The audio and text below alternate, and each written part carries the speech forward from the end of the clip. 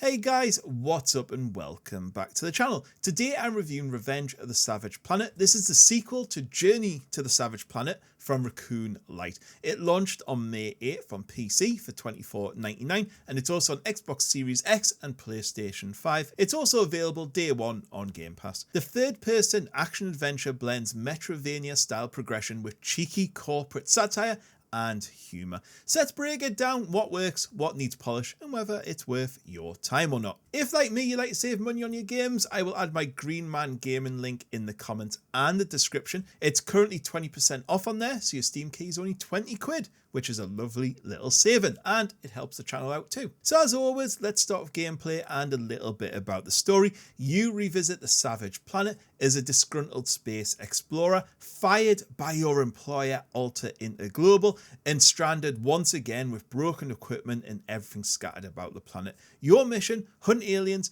collect samples, upgrade your gear, rebuild your ship, and get revenge on the corporate overlords. The story narrative leans heavily on corporate satire and attempts slapstick comedy, but I don't know if I'm just a tired old man these days, but I found the comedy and satire just not funny. It just missed the mark far too often. It was trying too hard to be funny rather than just being funny. The beginning cutscene is also not very good and unskippable, which really annoyed me. It gets a no from me. I just want to get into playing the game. Gameplay centers around exploration, combat, and progression. You got 4 diverse planets to explore, plus a 5th unlockable one. You'll platform around, grapple, scan flora and fauna, fight aliens, solve little puzzles, and unlock upgrades. And in true Metroidvania fashion, you are constantly going backwards and forwards across planets and areas and unlocking little bits as you go. The animal part reminded me a lot of Slime Rancher, to be fair. You gotta like find and capture all the unusual creatures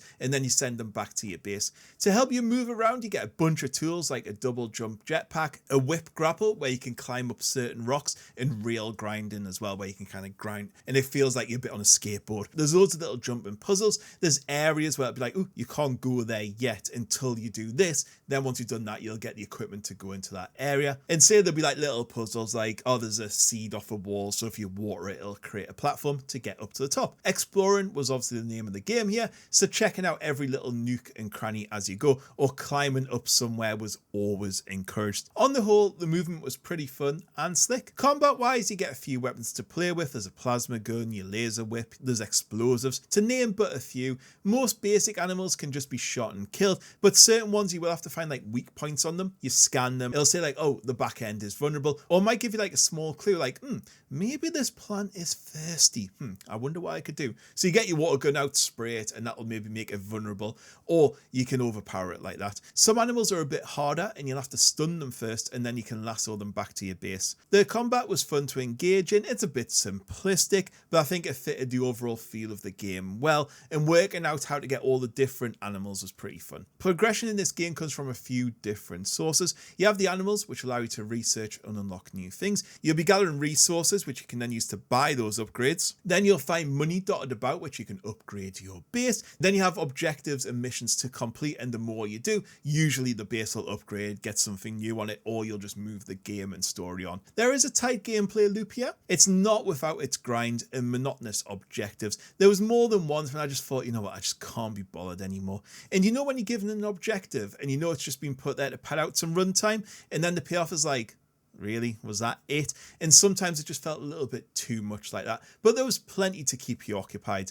And finally, the game is 2-player co-op, which I never tried. I don't have any friends, as you know, and I think this game would really shine and elevate if you had a friend to play with. It would take out some of the grind. Graphically, it's vibrant and stylized. It's got good draw distance. The graphics really pop. The little creatures are so cute as well. It does look really good. Some animations are a bit janky here and there. There are some weird transitions in them, and also some of the animal attacks, the hitboxes seemed a little bit off, but apart from that, it all looks pretty good. Sound design it's alright. There's punchy effects, dynamic creature noises, there's the voiceovers in the movies. However, there is repetitive music. The dialogue loops can bring it down a little bit because it just loops over and over. So in conclusion, Revenge of the Savage Planet isn't quite as good as the original. It doesn't quite have the same charm. However, the traversing around is pretty slick. Exploration and combat are fun. The upgrades feel satisfying when you unlock them. It's just a shame about the grind and the humour, which just didn't land for me at all.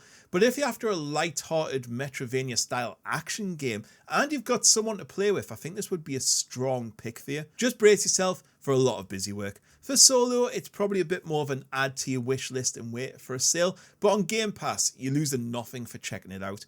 Anyways, guys, that's all I've got to say on this one. Don't forget to drop this video a like, comment below to let me know what you think. Will you be picking it up, wish listing it, or waiting a little bit? And most importantly, hit that bell notification so you don't miss a video. Right, I'll catch you on the next one. Goodbye.